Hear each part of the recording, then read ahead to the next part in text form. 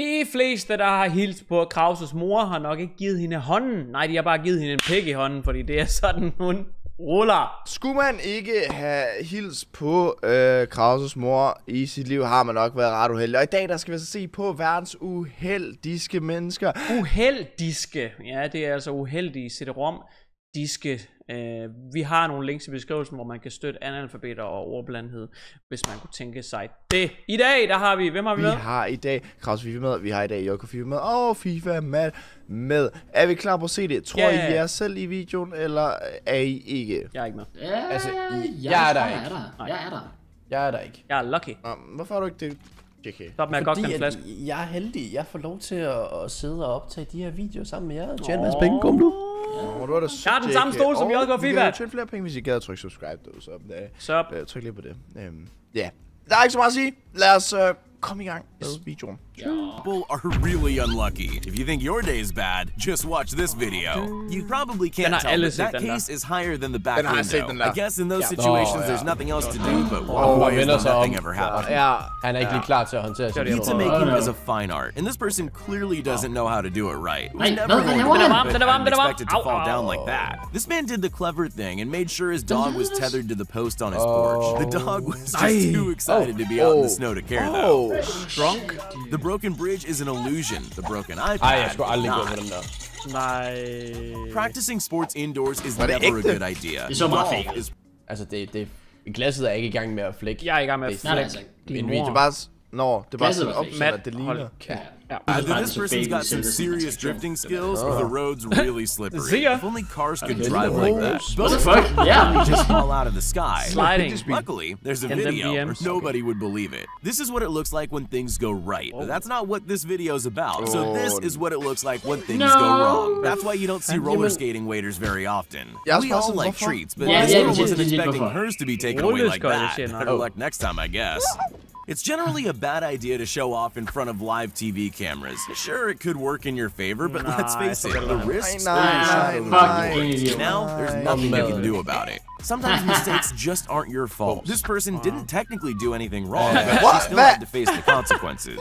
There's no reason to try to wheel someone's brand new appliance up a drive all on their own, without just waiting for their colleague to come help. It would have meant standing still for about 3 seconds.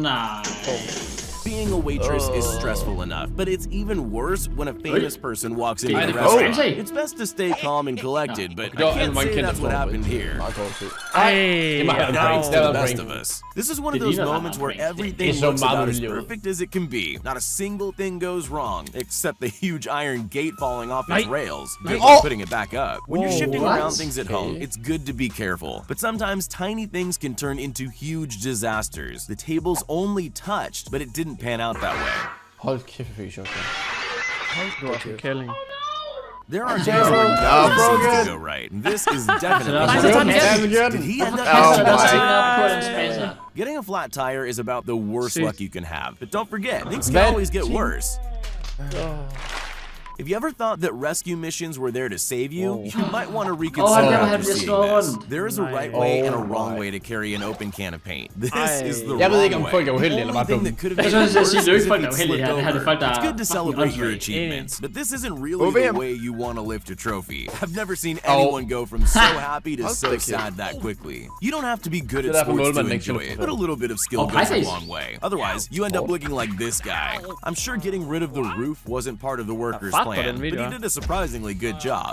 You've gone out, picked up your favorite pizza, and drove it all the way home. What's the last thing you want to happen? 5 sekunders regel.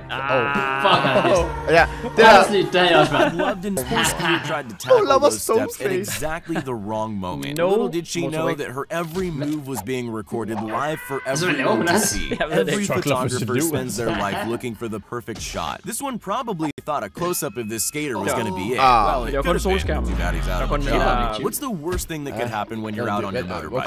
Jeg har et backstory til det der. Det er dig, eller hvad? Selvfølgelig. Tæt på. Eller ja. Jeg var oppe og spille fodbold med nogle venner. Så på vej hjem. Det er mig, jeg spiller fodbold. Lige pludselig så falder jeg på cykel. Og jeg ved ikke, hvad der er sket.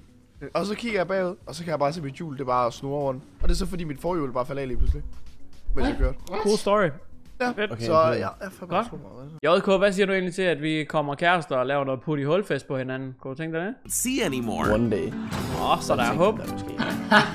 We all know it's hard to get angry when a cute animal does something naughty, but this dog's clearly running over the wet cement more and more as the men try to stop it. It's funny for us, but only because we don't have to fix it. Det var mig, der sagde nej. Stop med at kopiere mine ord, mand. Men altså til ejernes forsvar, det er også fedt nok, de bare lader hunden gå ud hele tiden. Det er kun tabere, der fucking holder dem inden konstant. Fuck, hvor træls. De kunne også tage den her hund indenfor, This might be the saddest thing you'll ever see. He was trying to move over 300 ounces of liquid chocolate. Det er mig, der siger nej, Matt. Stop med hele tiden at kopiere mig. You can tell from the start it's not going well. Nej. Probably lick it off the floor though. Ja. Everything is fine, but then life throws you a hill you need to climb. In this case, the hill was literal and steep enough to cause all these barrels to fall out of the truck. His only hope now is that they didn't cause any damage. There's nothing worse than dropping a pizza on the job, so he had every right to have that look on his face. But he was so careful. Sometimes there's just nothing you can do to stop things going wrong. Sometimes our cravings cause us to walk knee deep in the snow for our favorite food. That would be fine if the restaurant was open. Den havde lukket, ja. Oh my god. You might have never realized that going to the hairdresser can be pretty dangerous. One wrong move from them, and you'll end up like this boy in the background. He definitely wasn't expecting to leave him there with a racetrack across his Nej, bro. Hvordan skal du nogensinde komme ud af den der? Worst position to get stuck in all at the same time. That was always a Stuck in the terrible idea. stakit. Ikke washing machine. Men stakit. Han har... This woman doesn't look like someone who's ever tried to do this before. Still, it seems a simple task. Get the water off the roof. The thing is, she's clearly forgotten that water does what it wants to. It's a pretty big deal to appear on international television. If you have that opportunity, the last thing you want to do is make yourself look silly. Or do that. At least he made an impression. You could say this guy's lucky he didn't break the glass, but maybe he would have preferred that because that way he can't walk into it again. Sometimes things just aren't meant to be. The same could be said about this science experiment. Maybe fate was trying to tell him something, or maybe it was a cheap pot. Jeg tænkte bare sådan, at det røg ud over ham selv, det der kogende vand og sådan noget shit. Jeg har set det der kogende vand, hvor det bare flyver ud over dem, fordi de tror bare, om det gør nok ikke ondt. Ja, det gør det. Automatic fishing. But it's obviously not designed to handle a fish this strong. Don't worry, someone's on the way to Jeg ved ikke, hvad der foregik der. This is one of the greatest comedy sketches of our time. Except that it's all a genuine mistake. See if you can count how many things go wrong from the moment he pops the balloon with the door. It literally couldn't have gone worse. We all make mistakes, and every now and then that means you'll destroy some expensive machinery at work. But this man took that to a new level. The boat's obviously a goner. But he also forgot to put the handbrake on his forklift. Sometimes you do everything right, but things still go wrong. It's not his fault the road was frozen over. These people were trying their best to help out these marathon runners. Unfortunately for them, they haven't exactly mastered their water-grabbing technique. It's clearly not the first time it's happened, and I'm very sure it won't be the last. Most drivers will have 1 or 2 bumps and scrapes in their lives, but it's best to avoid driving in a parked car, especially if it's a Ferrari. Things aren't looking good for either. Things go wrong at work all the time.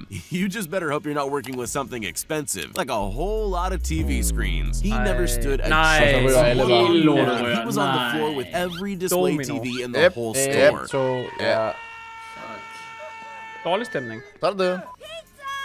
Some people say that humans aren't evolving fast enough to keep up with technology. The best example of that theory is actually the way people relate to glass doors. We're definitely not used to the modern world yet. There are ways to set up the camera to make sure it doesn't fall over. This isn't that way though. Don't let your kid drive heavy machinery, and definitely don't let them do it near your truck. You don't need to be a builder to know that what these guys did was wrong. Yeah, he probably shouldn't have been resting on the wall, but maybe a bit of cement to keep it all together would have helped a lot too. You can always recover from a bad day by relaxing with some friends. Nå, det var alt for reaktionsholdet i dag. Nu skal mig og JK FIFA hjem og ligge i samme sovepose og bare knuppe sig op en hand. Eller sagt i fodboldtermer, så I andre kan forstå det. Hvis mine kropsåbninger var en fodboldbane, så vil JK FIFA være flydende indskifter. Han fik simpelthen, altså, hvis min krop var et fodboldmål, så fik han lov til at tyre. Altså bare virkelig skyde igennem på den. Bare virkelig fyre den ind. Er du frisk på det, eller hvad, JK? Anyways. JK, var det en god video? Og en fremragende video. Hvis du har set den selv, har du så liket den? Ja, du har. Slap nu af. Altså, vi har lige en voksen samtale herovre. Jack, hvis du har set videoen selv, har du så liket den? Jeg havde liket den så hårdt. Jeg havde spammet den, så det betød, at man unliker. Så jeg faktisk bare trykket en gang. Men jeg trykket meget hårdt den en gang, jeg trykkede. Sådan. Hvad hvis du var ny, og du havde lige set den her MKJ-video? Hvad havde du så gjort lige bag?